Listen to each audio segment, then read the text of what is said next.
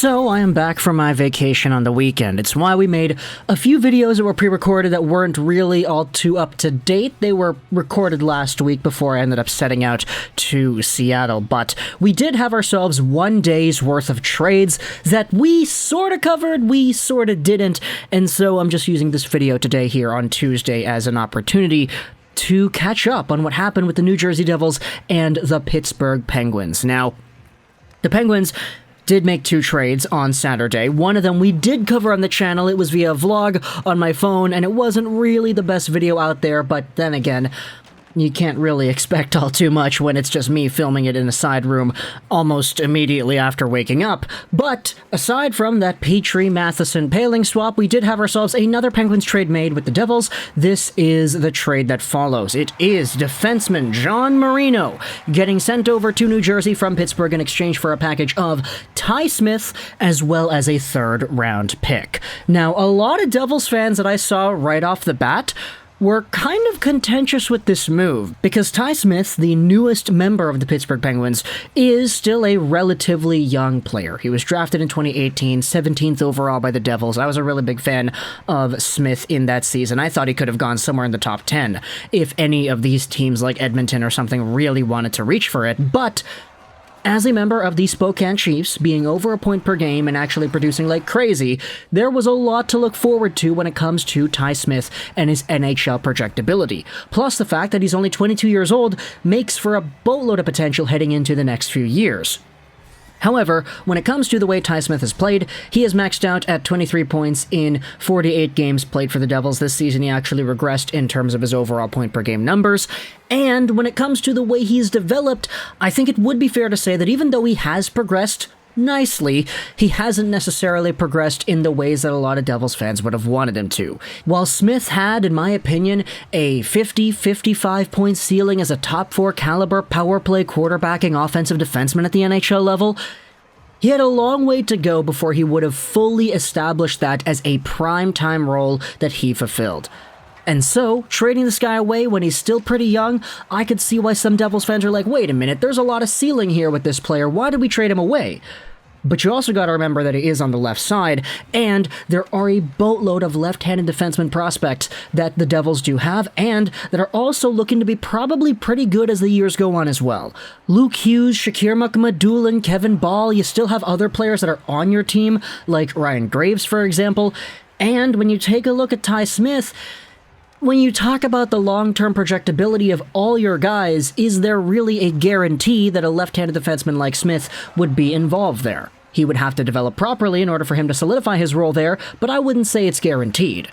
And so you traded Smith away along with a third-round pick to get John Marino in return, a player whom I've been such a big fan of over the past few years, and heck, even the past few months. I wanted this guy to come to Vancouver in some sort of a JT Miller Pittsburgh Penguins Canucks swap, but no, he is instead a New Jersey Devil, and he is going to add a pretty good dynamism to that right side blue line. Marino is a right-handed defenseman, 25 years old, 6'1", 181, making $4.4 million a season, till the end of 2027. He doesn't have a modified no-trade clause until 2024, meaning that you have this season as well as next season to trade this guy away without any qualms if you choose to do so.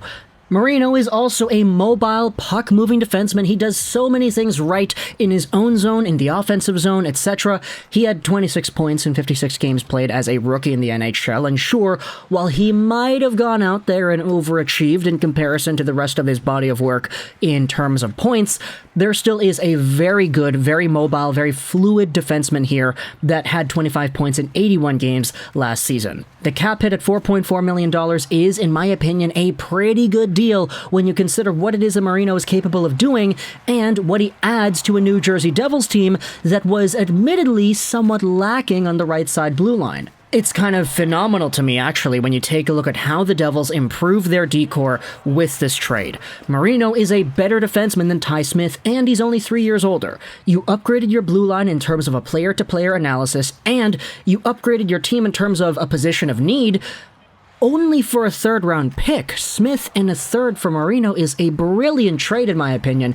And heading into the long-term future, you have yourselves Dougie Hamilton. He signed on for a while. You have Simon Nemec, whom you drafted at 2nd overall in this recent entry draft. Now I think he's going to be pretty good as well. And now you have Marino too. This team, heading into the long-term future, I think definitely has a bright spot on its blue line on the right side, especially after this trade. And you still have Seamus Casey that you drafted in the later rounds of this year's draft as well. That in which I believe is a very talented hockey player that has a sky-high ceiling too. And so, even though it might not happen right away, once you have Shakir Mukhamadullin, Luke Hughes, Jonas Siegenthaler, maybe Kevin Ball, who knows, as well as Hamilton, Nemec, and Marino all on your team, I think there's a lot of room to work with and a lot of excitement too that can be passed around with how the Devils have constructed their team. Obviously, we're talking only about defense here, but there still is a lot more to look forward to offensively as well, with the Jack Hugheses and the Nico Hischiers and the Holtzes and the Mercers and the Brotts and all of them, assuming Brott resigns, but of course we know that's probably going to happen soon. But talk in the comments either way all your thoughts about the Marino trade, how you acquired a mobile, puck-moving offensive defenseman. I'm just kind of thinking, if this guy plays with Luke Hughes, like, what Marino is capable of doing right now, I feel like you really want Luke Hughes to be able to do outside the offensive zone. Like, Luke is probably going to be able to hold his own when it comes to manning a power play and making some creative offensive plays in terms of give and goes with his brother, setting up Alexander Holt, stuff like that. But when it comes to defensive zone responsibility and decisions with the puck in front of your own goaltender, decisions along the half boards, decisions behind your own goal line, I think that John Marino is a prime example of what you want Luke Hughes to be able to do in those situations. You could even say Simon Nemec as well, but I definitely do think that Nemec, 2nd overall, he was already playing in the Slovak League and he was doing pretty well. I think that there's a lot of growth there for him too. It's just Luke is closer to the team at this point in time than Nemec is. I think Marino can be a pretty good example for what Nemec could be able to do too. It's just, don't count your eggs before they hatch, right? So talk in the comments all your thoughts about Dougie Hamilton, Simon Nemec, and John Marino, as well as Ty Smith. What do you think these players are going to be able to amount to when it comes to the long-term projectability of the Devils? When you're talking about Pittsburgh, though, hey, Ty Smith, as we noted, he is still pretty young. He's still only 22 years old. There still is a lot more growth for this guy to exhibit at the NHL level. While he hasn't progressed all the way, there still is more room to improve there, and I guess with the addition of Jeff Petrie as well, you're making yourselves open to a lot more flexibility on your defense core right there. Pittsburgh is really trying to go all in while they have Malkin, Letang, and Crosby still there. So after all the controversy with re-signing these players and having the entire process pretty much be on hold until the last minute, I could understand if you're trying to go out there and desperately force your way into the playoffs, but in my opinion, trading away John Marino is just not the way to do that. And Matheson as well. I mean, if you really hope that Petrie can be a lot better under sheltered minutes behind Chris Letang, and if you really hope that Ty Smith can progress in the short term in the ways that you wanted him to progress earlier in his career, I guess it makes sense, but Ron Hextall, man, your plan better have some bearings to it, because the other result is, hey, the Devils just got extraordinarily better here with John Marino at their core. So talk in the comments all your thoughts about this trade and the acquisitions that were made. Do you like this trade for the Devils? Do you like this trade for the Penguins? Sorry as well for not covering this trade until a few days after, but I still do think this is a brilliant, brilliant move by New Jersey in terms of what they're adding and how it coagulates with the rest of the roster they've assembled. Talk in the comments all your thoughts. I hope you enjoyed this Juraj 99. And bye.